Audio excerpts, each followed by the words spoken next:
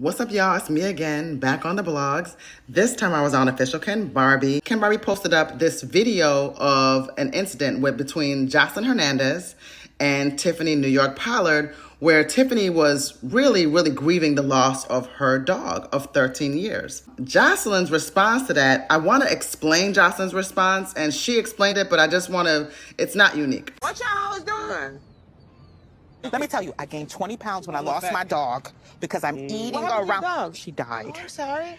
But I'm eating around the clock. But after this, it hurts. Yeah. Because y'all bitches are weird. Who the fuck buy a dog and you know they're gonna die? It's like 15 years. Joseline, be nice. Be nice, Joseline. Be nice. I don't feel the same way a lot of people feel about dogs because I never had any animals. In the islands in Puerto Rico, if you had a dog, they stayed their asses outside.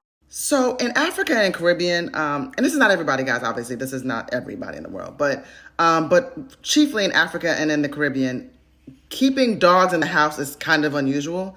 Like, the dogs are just outside and they just belong to the neighborhood. I'm not saying this is right. I think that Joseline's response was really cruel, but this is my response. Hear me out, and this is not to defend Joseline's crassness and Tiffany's grief, but in the islands and Africa, dogs are not treated as children or brought into the house typically. They literally belong to the street. So they're the neighborhood dog, not family. It's very hard to get people raised in these cultures to understand how much dogs can mean to people and really be considered family, LOL.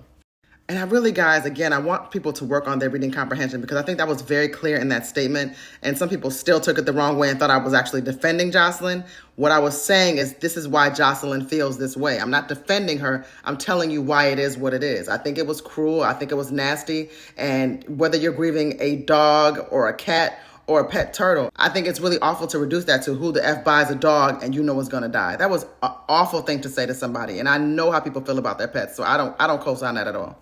Do any of y'all have immigrant parents, whether African or the Caribbean? I just want to know if your parents felt the same way or if you feel the same way about animals. Because again, those animals, they be in the street. They don't be in the house. It would be so unusual. You know, somebody might be nice enough and kind enough to throw out some scraps to them, but you ain't, bringing Fido in the house, letting them jump on the bed and stuff like that. That ain't going to happen. That's very one in a million for reals.